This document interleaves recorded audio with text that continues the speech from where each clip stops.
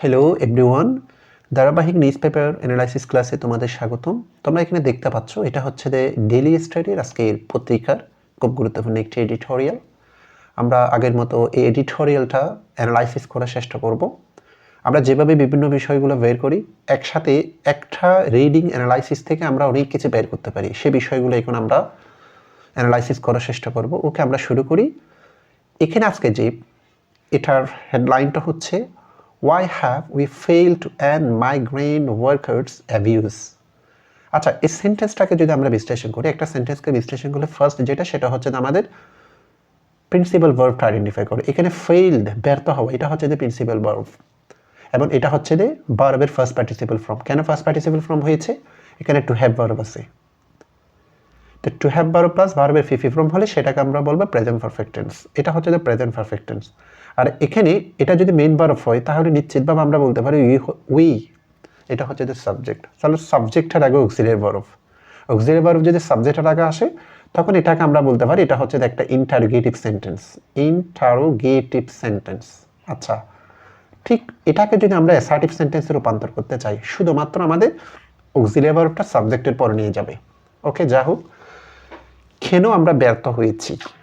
Two and, and মানে হচ্ছে যে সমাপ্ত করা, এটা একটা ইনফিনিটিভ, টু প্লাস মূল ভার্বের বেস ফর্ম। মাইগ্রেন্ট, মাইগ্রেন্ট মানে হচ্ছে যে অভিবাসী, যারা স্বল্প সময়ের জন্য কাজের উদ্দেশ্যে এক দেশ থেকে অন্য দেশে চলে যায়, তাদেরকে বলা হয় মাইগ্রেন্ট। যেমন আমাদের প্রবাসীরা হচ্ছে দেখি মাইগ্রেন্ট। এই শব্দটা নিয়ে আরও দুইটা কনফিউজ শব্দ আছে।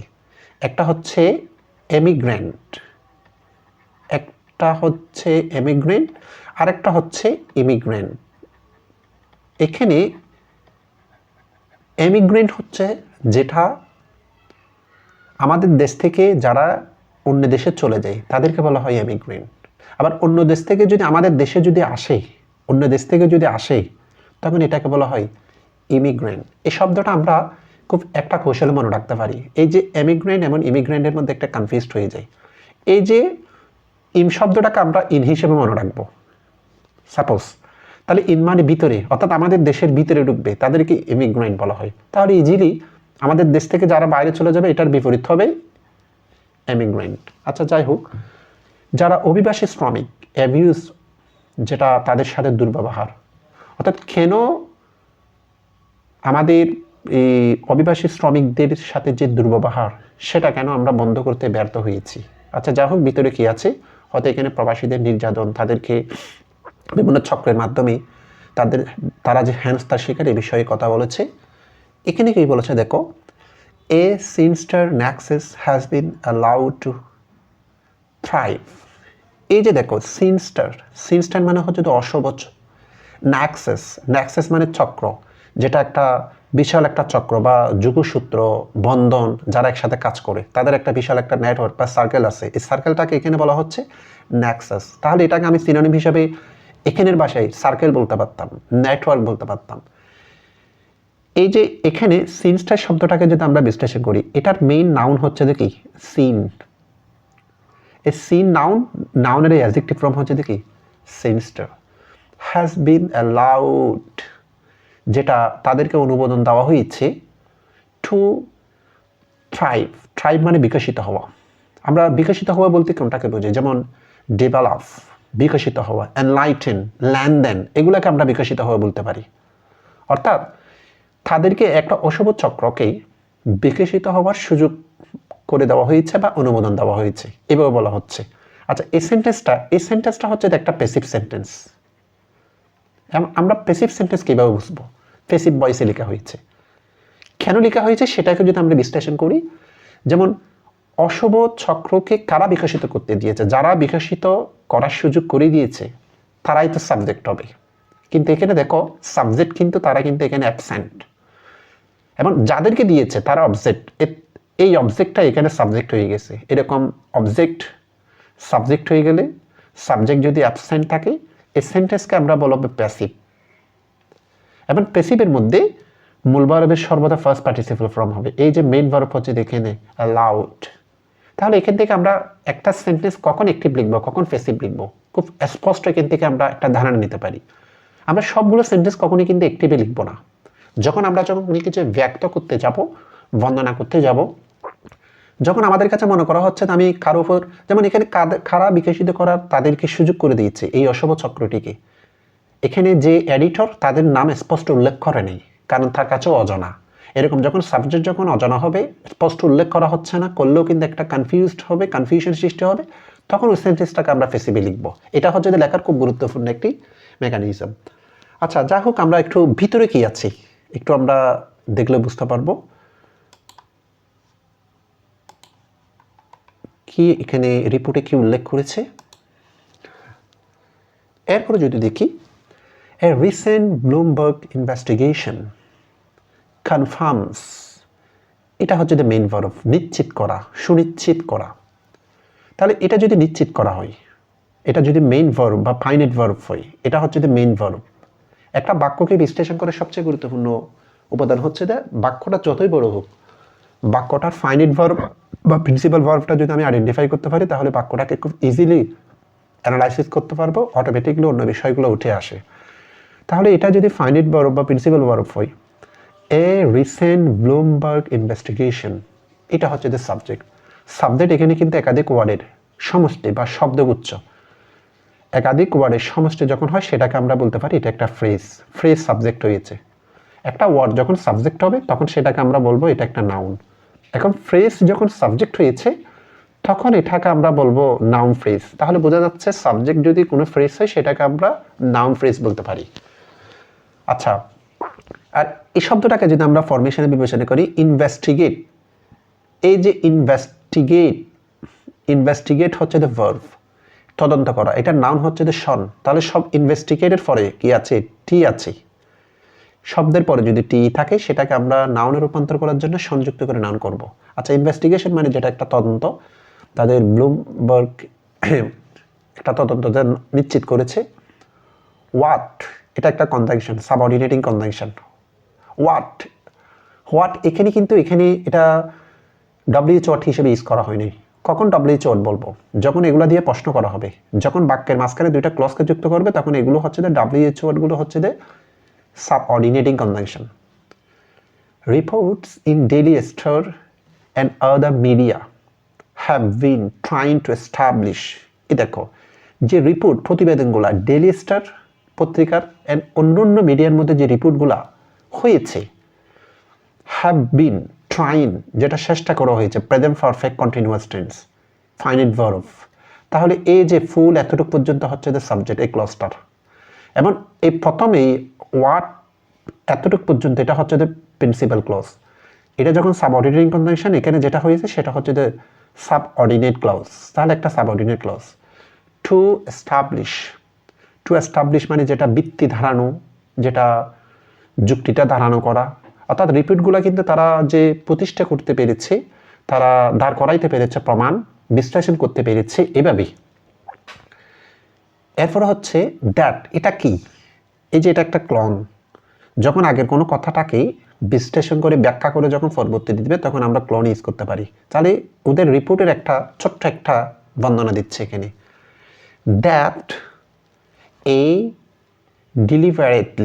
ডিলিভারেটলি মানে যেটা সুপরিকল্পিতভাবে, একদম পরিকল্পিতভাবে, এটা ইঞ্জিনিয়ার্ড সিস্টেম, ইঞ্জিনিয়ার থেকে ইঞ্জিনিয়ার হচ্ছে দ্য অ্যাডজেক্টিভ। আমরা জানি ইঞ্জিনিয়ার যেটা প্রকৌশলী বোঝায়, তবে এখানে ইঞ্জিনিয়ার শব্দটা ভার্বের ফার্স্ট পার্টিসিপল ফর্মে, যেটা হচ্ছে যে এখানে বোঝানো হচ্ছে যেটা কনস্ট্রাক্টেড। এটার এখানে মেইন বাক্যটার মিনিং, এই শব্দটার মিনিং আসবে যে কনস্ট্রাক্ট, যেটা নির্মিত, বিনির্মিত, এরকম কনস্ট্রাক্টেড। একটা শব্দের অনেকগুলো মিনিং থাকবে, কিন্তু আমি যে শব্দটা যেখানে ইউজ করব সেখানে কি প্রকাশ করা হচ্ছে সেটা আইডেন্টিফাই করে আমাকে অনুবাদটা করতে হবে। এই যে পদ্ধতিটা, যে পরিকল্পিত, তাদের এই চক্রের পরিকল্পিত যে পদ্ধতি এক্সিস্ট, যেটা বিদ্যমান আছে, ভার্বের সিঙ্গুলার ফর্ম, ভার্বের শেষে এস বাই যুক্ত হলে সেটা হচ্ছে যে সিঙ্গুলার ফর্ম, যেটা বিদ্যমান আছে। থ্রো, যেটা which Bangladesh migrant workers are recruited, অর্থাৎ তাদের এই পরিকল্পিত পদক্ষেপের মাধ্যমে বাংলাদেশি অভিবাসী শ্রমিকরা কি হয়, নিয়োগ হয়। এটা একটা প্যাসিভ সেন্টেন্স, এবং যার কারণে রেজাল্ট ইন, যেটার ফলাফলস্বরূপ হরেন্ডাস এক্সপ্লয়টেশনস, খুব ভয়ঙ্কর রকমের তাদের একটা শোষণের সৃষ্টি হয়। এই যে শব্দটা খুব গুরুত্বপূর্ণ। এই হরেন্ডাস যেটা হচ্ছে তো খুব ভয়ঙ্কর, যেটা খুব নগণ্য, মানে নির্যাতনপূর্ণ, সেটাকে যদি আমরা সিনোনিমে যদি প্রকাশ করতে পারি, সেটাকে আমরা টেরিবল বলতে পারি। যেমন টেরিবল, ভয়ঙ্কর, টেরিবল। এরপর আমরা বলতে পারি ভাইল। এগুলো হচ্ছে যে সিনোনিম। তাহলে এখানে তোমরা এটা বুঝতে পেরেছো যে একটা মেইন ক্লজ, এরপরে হচ্ছে যে দ্যাটের পরে হোয়াটের পরে এটা হচ্ছে একটা সাবঅর্ডিনেট ক্লজ, দ্যাটের পর আরেকটা সাবঅর্ডিনেট ক্লজ, এবং হুইচের পর আরেকটা সাবঅর্ডিনেট ক্লজ। যতটা সাবঅর্ডিনেটিং কনজাংশন ততটা সাবঅর্ডিনেট ক্লজ। তাহলে তিনটা সাবঅর্ডিনেট ক্লজ, একটা প্রিন্সিপাল ক্লজ। আমরা বলতে পারি এটা হচ্ছে একটা কমপ্লেক্স সেন্টেন্স। আচ্ছা, আমরা এখন এরপর থেকে দেখব। এতটুকু পর্যন্ত আমরা আশা করি বুঝতে পেরেছি। এরপর হচ্ছে it is a business model. এটা হচ্ছে একটা তাদের বিজনেস মডেল। এখানে ইসটা হচ্ছে যে মেইন ভার্ব অর্থে ইউজ করা হয়েছে ইসটা, এবং এটা একটা present indefinite tense. In which workers are search of to $6,600 for jobs. এই যে হুইচ, এটা হচ্ছে যে একটা সাবঅর্ডিনেটিং কনজাংশন, এবং এটা হচ্ছে যে একটা প্যাসিভ সেন্টেন্স। তোমরা বুঝতে পারতেছো যে শ্রমিকদের থেকে তারা সার্চ করে, দাবি করে। সার্চ করা মানে এখানে দাবি করা। আপ টু মানে যেটা পর্যন্ত, প্রায় $6,600 পর্যন্ত, ফর জবের পরিবর্তে। এখানে ফরের ব্যবহারটা হচ্ছে যে পরিবর্তে ব্যবহার করা হয়েছে। তবে আরেকটা সাবঅর্ডিনেট ক্লজ কনজাংশন পাচ্ছি। তাহলে এটা সাবঅর্ডিনেট কনজাংশন হলো আরেকটা, এটা সাবঅর্ডিনেট ক্লজ। আর অফটেন নন এক্সিস্টেন্স, এবং প্রায় তাদের, কিন্তু যদিও নন এক্সিস্টেন্স মানে বিদ্যমান, তাহলে নন এক্সিস্টেন্ট মানে হচ্ছে যেটা বিদ্যমান নাই। অর্থাৎ এখানে কোনটা বিদ্যমান নাই, এই যে দ্যাট এটা হচ্ছে একটা রিলেটিভ প্রোনাউন বা রিলেটিভ। দ্যাট মানে এখানে জবগুলোর কথা বলা হচ্ছে। অর্থাৎ তাহলে বোঝা যাচ্ছে যে এটা একটা রিলেটিভ প্রোনাউন, এবং এটা একটা রিলেটিভ ক্লজ, এবং আবার এটাকে আমরা সাবঅর্ডিনেট ক্লজের মধ্যে অ্যাডজেক্টিভ ক্লজ বলতে পারি। অর্থাৎ দ্যাট মানে কি, জব। নাউনটা যদি পাশে থাকে তখন আমরা কনজাংশনে এটাকে রিলেটিভ প্রোনাউন বলবো, এবং এটাকে রিলেটিভ প্রোনাউন দিয়ে যেটা শুরু হবে সেটা একটা অ্যাডজেক্টিভ ক্লজ। অর্থাৎ যে কাজগুলোর কথা বলা হচ্ছে এগুলোর একদম বিদ্যমান নাই। আর এখানে যে শব্দের আগে যদি নান যুক্ত হলে, এটা একটা প্রিফিক্স হিসেবে ইউজ করা হয়েছে, এবং ওই শব্দটা নেগেটিভ অর্থ প্রকাশ করবে, এগুলোর কোনো বিদ্যমানও নাই। বেনিফিটিং, যেটা এভরিওয়ান ইন দ্য নাক্সেস, অর্থাৎ চক্রের মধ্যে যারা যারা আছে সবাই কিন্তু তারা কি হয়, প্রত্যেকে লাভবান হয়। এটা একটা নন ফাইনাইট ভার্ব এই ক্লজটার মধ্যে। ইনক্লুডিং, যেমন কারা কারা, ইনক্লুডিং এটা একটা participle preposition, verb plus ING, এবং প্রেপোজিশনের কাজ করলে এটাকে বলা হয় পার্টিসিপল প্রেপোজিশন। রিক্রুটার্স, তাহলে আগে পেয়েছিলাম আমি এই শব্দটা, দেখো রিক্রুট, এটা হচ্ছে রিক্রুট, এটা থেকে হয়েছে কি রিক্রুটার্স। অর্থাৎ ভার্ব এটা রিক্রুট, আর রিক্রুটার্স এটা হচ্ছে দ্য নাউন। শব্দের পর ইয়ার যুক্ত হলে সেটা নাউন হবে এবং ব্যক্তিকে ইন্ডিকেট করবে। নিয়োগকারীরা লাভবান হয়।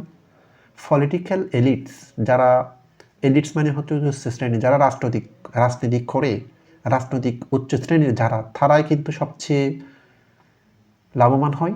And those working in digital system, তাছাড়া আরও যারা কাজ করে, দোজ, দ্যাট থেকে দোজ, দ্যাটের প্লুরাল হচ্ছে দেখি দোজ, এই সিস্টেমের মধ্যে যারা কাজ করে তারাও কিন্তু লাভবান হয়।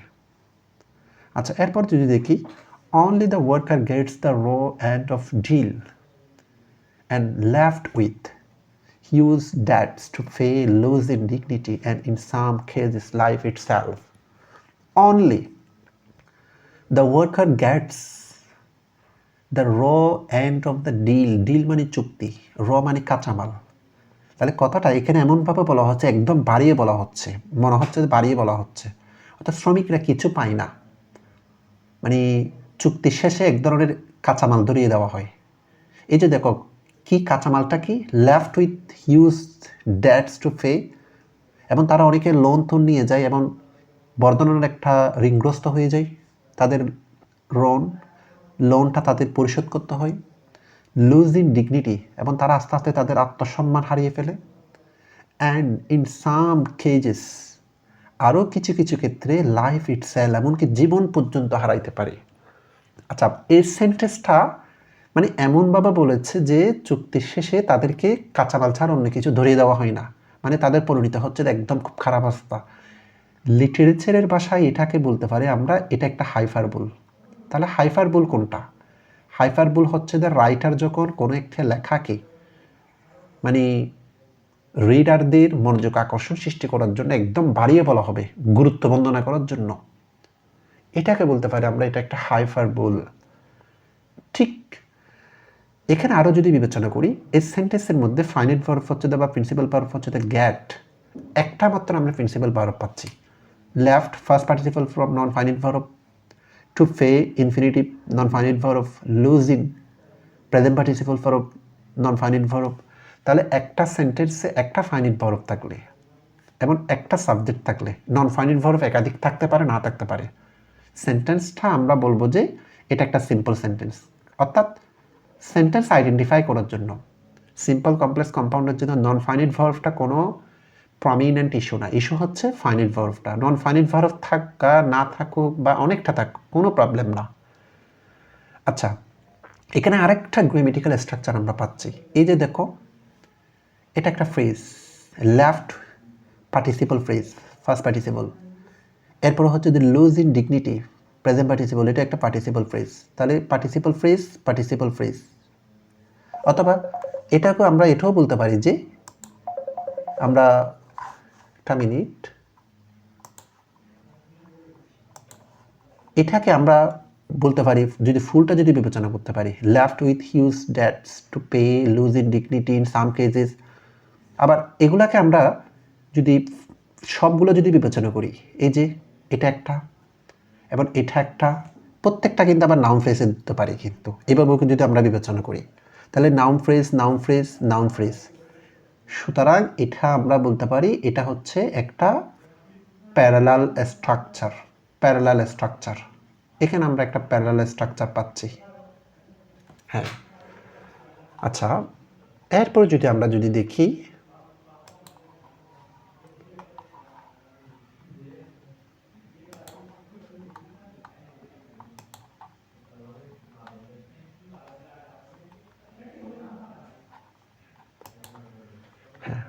এরপর যদি দেখি, dear students, the shocking, shocking মানে কি, যেটা খুব মর্মান্তিক, যেটা শোকাহত, যেটা আমাদের বেদনাদায়ক, কেস অফ শফিকুল ইসলাম। যে কেস মানে এখানে মামলা না, বিষয়কে বোঝানো হচ্ছে। শফিকুল ইসলামের যে বিষয়টা, এ বাংলাদেশি মাইগ্রেন্ট ওয়ার্কার এবং সে হচ্ছে একজন বাংলাদেশি অভিবাসী শ্রমিক। এই যে তাহলে কে শফিকুল ইসলামকে, শফিকুল ইসলাম হচ্ছে যে বাংলাদেশি একজন শ্রমিক। এই যে এই ফ্রেজটার পরিচয় হচ্ছে এটা, এরকম একটা নাউন বা নাউন ফ্রেজের পরিচয় যদি পরবর্তীতে কমার মাধ্যমে দিলে আমরা এটাকে বলতে পারি একটা noun in apposition. Dear student, তোমরা বুঝতে পেরেছো নাউন ইন অ্যাপোজিশনটা কি? নাউন ইন অ্যাপোজিশন হচ্ছে প্রথম যে নাউনের বা নাউন ফ্রেজের পরিচয়টাকে বলা হয় নাউন ইন অ্যাপোজিশন। এবং এটা হচ্ছে বেশিরভাগ ক্ষেত্রে আমাদের সিম্পল সেন্টেন্স ইউজ করা হয়। এবং এই নাউন ইন অ্যাপোজিশনটাকে আমরা অ্যাডজেক্টিভ ক্লজে রূপান্তর করতে পারি। যেমন, তাহলে অ্যাডজেক্টিভ ক্লজে রূপান্তর করার জন্য একটা আমাকে কি আনতে হবে? রিলেটিভ প্রোনাউন আনতে হবে, যেহেতু রিলেটিভ প্রোনাউন দিয়ে অ্যাডজেক্টিভ ক্লজ শুরু হয়েছে। এখন রিলেটিভ প্রোনাউনটা কীভাবে আনতে হয়? রিলেটিভ প্রোনাউনটা আনতে হবে যে রিলেটিভ প্রোনাউনের অ্যান্টিসিডেন্ট হবে আগের নাউনটা, এই নাউনটাকে ধরে। তাহলে যেহেতু হু একটা ব্যক্তি, তাহলে রিলেটিভ প্রোনাউন অবশ্যই এটার অনুসারে হু আনলাম। এবং একটা ফাইনাইট ভার্ব আনতে হবে ক্লজ করার জন্য, ইজ। তাহলে এটাকে যদি আমি মানে অ্যাপোজিটিভ থেকে যদি আমি এটাকে রিলেটিভ ক্লজ করি, তাহলে কমাটা বাদ দিতে হবে, who is a Bangladeshi migrant worker. তখন এখানে আলাদা একটা ক্লজ তৈরি হবে, তখন এটা সিম্পল থেকে আমাদের এটা একটা কমপ্লেক্স সেন্টেন্সে পরিণত হতে পারে। আচ্ছা, যাই হোক, যদিও কিন্তু আবার এখানে এটা মানে আমি এতটুকু পর্যন্ত বলেছি, যদিও আবার এখানে এটা কমপ্লেক্স সেন্টেন্সে আসে, যদি শুধু এতটুকু পর্যন্ত অংশটাকে যদি আমরা কমপ্লেক্স সেন্টেন্সে রূপান্তর করতে চাই, নাউন ইন অ্যাবোজিশনটাকে রিলেটিভ ক্লজ বা অ্যাডজেক্টিভ ক্লজে রূপান্তর করতে হবে। এরপরে বলা হচ্ছে যে হু বরোড, যে ফার্স্ট ফ্রম ভার্বের, এবং এটা একটা উইক ভার্ব। এক্ষেত্রে থেকে আমরা বুঝতে পারি উইক ভার্ব কি, শব্দের শেষে যদি ইডি যুক্ত থাকে, ইডি যুক্ত করে ফার্স্ট ফর্ম আর ফিফথ ফর্ম করা হলে সেটাকে আমরা বলতে পারি এটা একটা উইক ভার্ব। $4,400, সে প্রায় $4,700 ধার করেছিল। To get infinitive, A construction job in Malaysia, মালয়েশিয়াতে একটা কনস্ট্রাকশন কোম্পানির জব পাইতে সে $4,400 ধার করেছিল। অনলি টু এন্ড অফ, কিন্তু সেটা শেষ হয়েছে ডেট। এই যে দেখো এখানে ডিআইই ভার্ব, এটার নাউন হচ্ছে যে ডেথ, আবার এটার অ্যাডজেক্টিভ ফর্ম হচ্ছে যে কি ডেড, মনে রাখবা। আবার এই যে যখন আবার এটার ফার্স্ট পার্টিসিপল ফর্ম করব তখন এটা ডাইড, এভাবে হবে। তাহলে die verb, death noun, dead হচ্ছে দ্য অ্যাডজেক্টিভ, এবং ডাইড হচ্ছে দ্য ভার্বের ফার্স্ট ফর্ম বা ফিফথ ফর্ম। তার মৃতদেহ, এখানে মৃতদেহ ইন ড্যারলিক্ট, ড্যারলিক্ট মানে হচ্ছে যেটা পরিত্যক্ত, যেটা অকার্যকর বা পরিত্যক্ত একটা বিল্ডিংয়ে, বিল্ডিংয়ের ভিতরে। Outside Kuala Lumpur is a stark example, কুয়ালালামপুরের একটা বিল্ডিংয়ের ভিতরে, কুয়ালালামপুর বাইরে একটি বিল্ডিংয়ের ভিতরে তার মৃতদেহ পাওয়া যায়। যেটি, এই কথাটি মানে এই যে আমরা হুটা হচ্ছে একটা রিলেটিভ প্রোনাউন এখানে, এবং এটা একটা রিলেটিভ ক্লজ, কারণ হু কাকে নির্দেশ করে, এই যে বাংলাদেশে একজন শ্রমিককে, এর তাহলে বোঝা যাচ্ছে যে একটা রিলেটিভ প্রোনাউন, এবং এটা দিয়ে যেটা শুরু হয়েছে সেটা একটা রিলেটিভ ক্লজ বা অ্যাডজেক্টিভ ক্লজ। এরপরে এতটুকু পর্যন্ত আমরা দেখেছি এই যে shocking case of Shafiqul Islam, এই যে এটা হচ্ছে এটার ক্লজ, এই ক্লজের সাবজেক্ট হচ্ছে এটা, এবং এটা হচ্ছে একটা প্রিন্সিপাল ক্লজ। এতটুকু পর্যন্ত বলতে পারি এটা একটা হচ্ছে একটা কমপ্লেক্স সেন্টেন্স।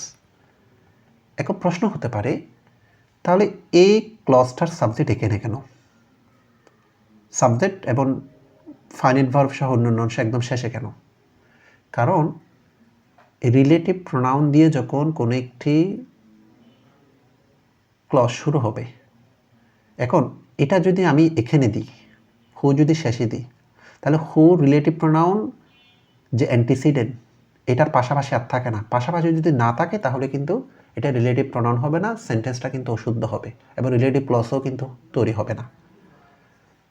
আচ্ছা, এরপরও স্টার্ক এক্সাম্পল, যেটা পুরোপুরি একটা উদাহরণ অফ দ্য ট্র্যাজিক, ট্র্যাজিক মানে খুব মর্মান্তিক, কনসিকুয়েন্স যেটা প্রভাব অফ দিস নেফারিয়াস, নেফারিয়াস ওই যে আমরা আগেও পড়েছি নটোরিয়াস, নেফারিয়াস, ভাইল, যেগুলো জঘন্য মানে নৃশংস, একটা এক্সাম্পল হয়ে গেল আমাদের। এরপরে বলা হচ্ছে Shafiqul like hundreds of others, like এখানে প্রেপোজিশন অর্থে ইউজ করা হচ্ছে, এরকম শফিকুলের মতো কিন্তু হাজার হাজার বা শত শত রিচড মালয়েশিয়াতে যারা গিয়েছিল, বাট ফাউন্ড দ্যাট, তারা খুঁজে পেয়েছিল, কিন্তু খুঁজে পেয়েছিল that there was no job, এখানে কোনো জব ছিল না, নাই, জবের কথা বলে নিয়ে যায় কিন্তু কোনো জব নাই। হিজ এমপ্লয়ার, এমপ্লয়ার তাদের মালিক, এমপ্লয়ার মানে মালিক। আর যদি এমপ্লয় থেকে শব্দটাকে যদি আমরা এভাবে বিশ্লেষণ করি, এটা হচ্ছে দ্য ভার্ব, ইয়ার যুক্ত করলে এমপ্লয়ার মানে মালিক, আবার যদি ডবল ই যুক্ত করি এমপ্লয়ি মানে কর্মী, এখানে মালিক। ডিসঅ্যাপিয়ার্ড, অ্যাপিয়ার্ড মানে উপস্থিত, আর ডিস যুক্ত হলে সেটা বিপরীত, তাহলে অনুপস্থিত মানে অদৃশ্য, মালিকের কোনো দেখা পাওয়া যায় না। অ্যান্ড, তাহলে হিজ এমপ্লয়ার ডিসঅ্যাপিয়ার্ড, এটা একটা ক্লজ, অ্যান্ড এটা একটা হচ্ছে যে কোঅর্ডিনেটিং কনজাংশন। তাহলে আরেকটা কোঅর্ডিনেটিং কনজাংশন যেহেতু আছে, তাহলে এটাও কিন্তু এই যেটা প্রিন্সিপাল ক্লজ, তাহলে হিজ এমপ্লয়ার ডিসঅ্যাপিয়ার্ড একটা প্রিন্সিপাল ক্লজ, এবং এটাও একটা প্রিন্সিপাল ক্লজ, অর্থাৎ কোঅর্ডিনেটিং কনজাংশন থাকলে দুইটা প্রিন্সিপাল ক্লজ হবে। সো আমরা বলতে পারি এটা হচ্ছে যে একটা দুইটা প্রিন্সিপাল ক্লজকে যুক্ত করলে একটা যদি কোঅর্ডিনেটিং কনজাংশন থাকে, এটা একটা হচ্ছে যে একটা compound sentence. He was left stranded, he was left stranded in a building, মানে তাকে একদম, যেটা দেখো তার কোনো দৃশ্যমান থাকে না, মালিকের কোনো দেখা নাই, সব কিছু দেখা যায় যে, কিন্তু মানে কর্মীটা গিয়ে ওখানে সে বিল্ডিংয়ের মধ্যে তাকে পরিত্যক্ত অবস্থার মধ্যে থাকতে হয়, কেউ মারা যায় বা এরকম বিভিন্ন নেগেটিভ বিষয় আমরা দেখতে পাই। তোমরা এভাবে যদি বিশ্লেষণ করো তাহলে আমার কাছে মনে হয় একটা সিঙ্গেল একটা নিউজ পেপারের অ্যানালিসিস দিয়ে আমরা অনেক কিছু শিখে ফেলতে পারি এভাবে খুব সহজভাবে। বাকি অংশটা তোমরা নেট থেকে পড়ে নিবা।